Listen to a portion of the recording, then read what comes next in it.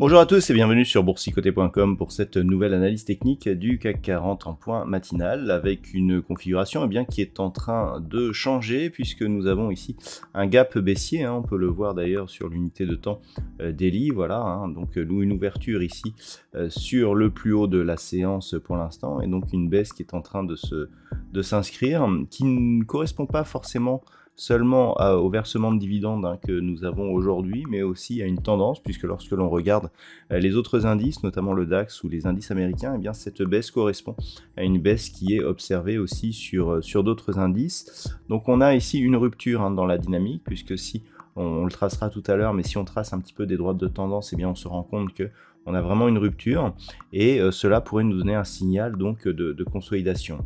Au niveau des indicateurs techniques, on confirme, nous avions ici une petite divergence, je vous en parlais déjà hier, sur le RSI par rapport au cours qui était légèrement baissier ici dans sa structure. On a un retour ici quasiment sur la zone 50 dès aujourd'hui. Le MACD dont les histogrammes évoluaient d'une manière négative continue aussi à la baisse. On est toutefois très proche de la zone neutre. Alors, cette configuration, elle fait suite justement à une hausse qui a duré depuis ce point bas que nous avions le 24 mars. On est monté ici, nous sommes le 25 avril, et donc il semblerait que l'on ait une rupture dans cette tendance. Au niveau des valeurs, alors nous avons quelques valeurs qui parviennent tout de même à tirer leur épingle du jeu. Donc au niveau du palmarès, au niveau des plus fortes hausses, nous avons quelques valeurs qui grappillent quelques points. On est sur une hausse maximale à 0,37% pour Alstom. Sanofi gagne 0,29% comme Dassault Systèmes. Derrière, Essilor-Luxottica, Pernod Ricard ou Kering sont sur des hausses inférieures à 0,2%.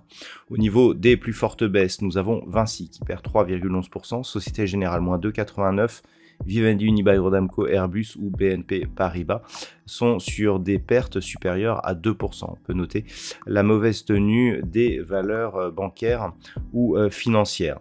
Donc, alors, au niveau d'un point de vue technique, ce que l'on doit retenir surtout, c'est cette configuration ici sur la deuxième partie de cette phase d'évolution.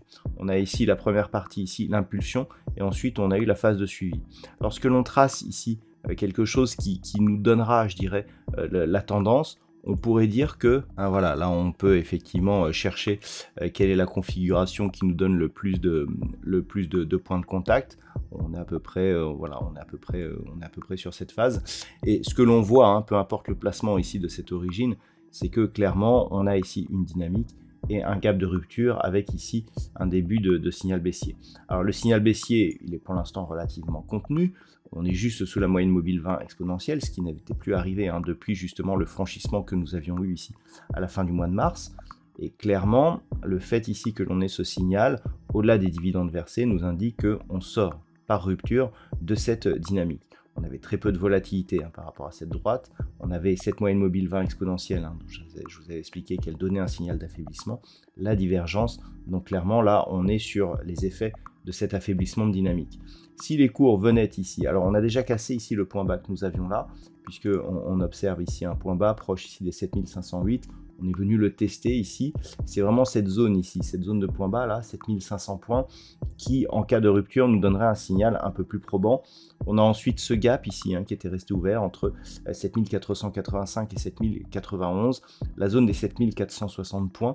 Tout ça, ce sont des niveaux intraday, sachant que le prochain support majeur, il est à 7380 points. Donc on en est encore relativement loin, donc il peut ne s'agir que d'un petit signal de retournement ou de consolidation, un petit peu comme ce que nous avions eu ici sur cette phase, mais globalement, si on commençait à enfoncer tous ces niveaux, on pourrait avoir un signal de retournement qui se validerait donc sur rupture de cette zone des 7380 points. À la hausse, on a marqué de nouveaux records hier, il va falloir surveiller donc le comblement de ce gap. Donc d'un point de vue daily, ce comblement serait effectif sur le plus bas de la séance d'hier, à savoir 7545,60. On en est relativement bon pour l'instant. Pour l'instant, ce que l'on a aussi, c'est une fenêtre baissière. Il faudra attendre ici sur la clôture d'observer si nous avions hier un point bas qui était le niveau d'ouverture. Nous avons aujourd'hui un point haut qui est le niveau d'ouverture. Si cette configuration reste telle qu'elle, eh bien ce sera un gros signal baissier qui viendra s'ajouter ici au fait que l'on a un gap de rupture sur cette droite de tendance. Voilà donc ce que l'on peut dire pour aujourd'hui sur cette configuration. D'un point de vue macroéconomique, il n'y aura pas de statistiques majeures ce matin du côté de l'Europe. Cet après-midi du côté des États-Unis, il faudra attendre 15h30 avec les permis de construire. 16h, nous aurons le Conference Board qui définit la confiance des consommateurs pour avril. Et à 16h aussi, nous aurons les chiffres de l'immobilier avec les ventes de logements neufs. Voilà donc ce qu'il faut savoir ce matin. Je vous souhaite de passer une bonne séance. On se retrouve dès ce soir pour toutes les autres analyses techniques du site boursicoté.com.